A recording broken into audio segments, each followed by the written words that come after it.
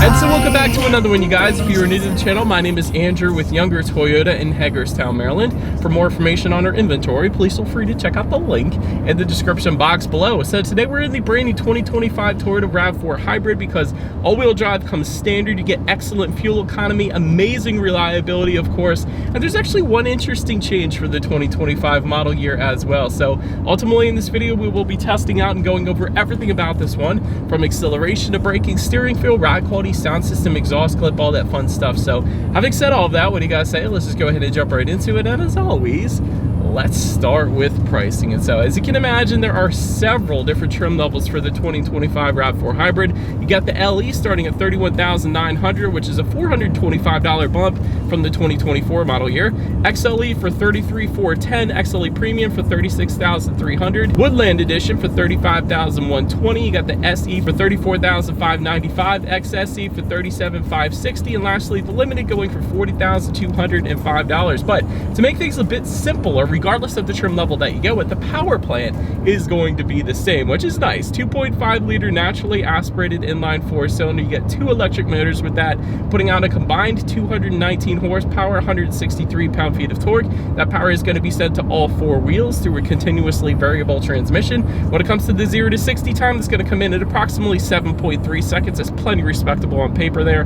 Top speed 115 miles per hour, in case you were interested in that, with MPG numbers coming in at 41 in the city, 38 on the highway. That's ridiculous for an all-wheel drive SUV taking regular unleaded fuel. So then before we do any kind of fun acceleration test here in the RAV4, I did want to mention to you guys the drive modes. So there's a circular dial located just to the left of the shifter. Drive modes will include Eco, Normal, Sport, EV, and Trail, adjusting things like the shift points, the throttle response, the steering sensitivity, and the all-wheel drive system engagement then as well. So now that I've got all of that out of the way, what do you guys say? Let's go ahead and find a straightaway. Let's put this acceleration here to the test, and let's see how quickly we can get our new 2025 RAV4 Hybrid here up to speed. All right, got our straightaway, waiting for the green light, go. Instant.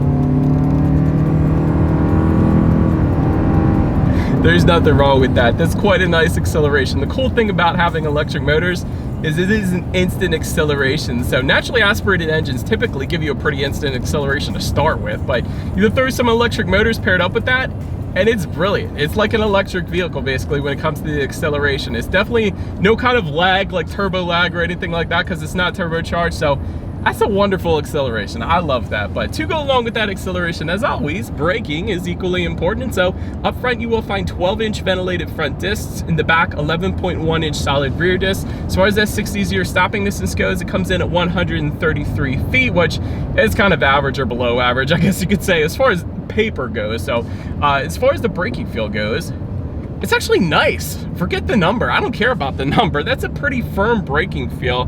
Definitely a braking feel that I would personally have absolutely no issues with. I like it. It's kind of on the sportier side of things when it comes to the braking feel. So usually in SUVs, it's kind of a soft braking feel and there's no emotion to it, but this thing immediately brings you to a stop. I really like that. But anywho, then touching on suspension and handling, up front, you're gonna get a McPherson strut front suspension. In the back, independent multi-link rear suspension, front and rear stabilizer bars. And if you go with one of the SE trim levels, it's also going to give you a sport tune suspension as well. So anyways, we got the XLE, by the way, in case I didn't say that already. So as far as ride quality goes, it's been 100% perfectly fine on my short little test drive here today. Absolutely no issues with that. As far as steering feel goes, it's on the looser side of things. So wouldn't have minded if they firmed that up, give it a little more heavier of a weight to it, just to kind of balance out with the firmness of the braking I got there. But it's to be expected in a lot of Toyotas, quite honestly. It's definitely on the looser side of things, kind of like the Corolla, so it is what it is. But anyways, touching on cabin noise, we're going 55 miles per hour right now, so it's probably the perfect test. I'll let you guys be the judge to my road mic. I personally don't have any issues with it. It's not the quietest cabin in the world, but it's something that would definitely not bother me. I'll just put it that way. Then touching on rear visibility, I can see 100% perfectly fine out the back. And of course, with an SUV with the shape of the RAV4, definitely not going to have any issues with that. And then touching on forward visibility a little bit, rain sensing windshield wipers are optional on every single trim level across the board. So basically what that is whenever this thing detects any kind of mist or rainfall, it's going to automatically turn on the windshield wipers for you. So kind of like automatic headlights, just one less thing you got to worry about there as well. But That pretty much rounds out the performance segment of this review, guys. Let's now go ahead and take a look at the exterior of our brand new 2025 Toyota RAV4 Hybrid. All right, so here she is, you guys, the new 2025 Toyota RAV4 Hybrid, finished in magnetic gray metallic. In case you were curious of our exact exterior color name that we had with us here on this one. But as always, let's go ahead and start with where the RAV4 Hybrid is made. Taking a look at the VIN, first character is the number 2, indicating that the RAV4 Hybrid is actually built and assembled in Canada, eh? But let's go ahead and start up front on this one. Matte black front grille with active grille shutters coming standard. So grille shutters are going to open and close dependent upon the engine cooling that is needed at any given time. But the blue Toyota badge up front that typically Toyota always put on their hybrids previously is now gone for 2025. That is the interesting change for 2025. So no longer will you have the blue kind of surrounds on the Toyota logo. It's all going to be finished in black now, even for the hybrid here. So interesting. But to the sides, full LED headlights will come standard. You get LED daytime running lights with that. You also get the automatic feature. You also get automatic high beams as well. So if you have your high beams on at night and it senses the vehicle coming in the opposite direction, it's going to automatically dim them back to low beams. And when that vehicle is gone, it's going to automatically bounce it back up the high beams for you there. And then if you were to go with the XLE Premium, Woodland, or Limited, you're going to get LED fog lights then as well. But anyways, that pretty much rounds out the front end. Let's now go ahead and swing around to the side. All right, so now since we are around to the side of this one, roof rails will come standard for all trim levels across the board. You gotta love that. You're gonna get some crossbars for the Woodland trim level specifically.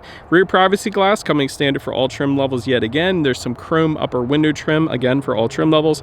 Taking a look at the side mirrors, they are power adjustable side mirrors. They will be body colored for the XLE trim level and up. You're gonna get integrated turret signals again for the XLE trim level and up as well.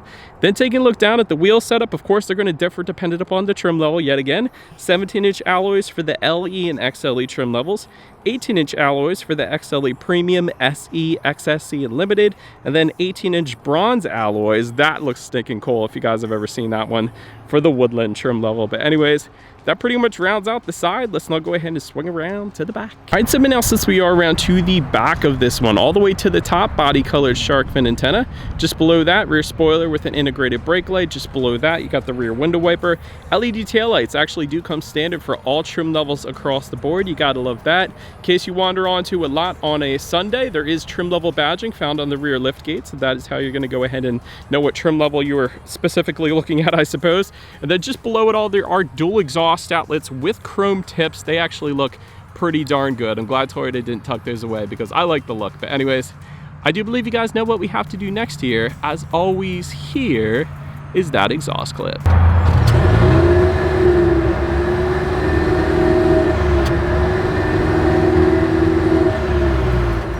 All right, so now since we are around to the back of the RAV4 here, when it comes to opening that rear tailgate, it is going to be a power tailgate for the XLE Premium, XSE, and Limited trim levels. Otherwise, it's a manual tailgate like we have with us here today, which is perfectly fine, quite honestly. But once opened up, cargo capacity comes in at 37.5 cubic feet. If that was not enough space, there is a 60-40 split, meaning the rear seats do fold down, bumping that up to 69.8 cubic feet. You got a cargo cover coming standard back there. There's a cargo net, a little bit of storage in the back corner there as well, so I liked that.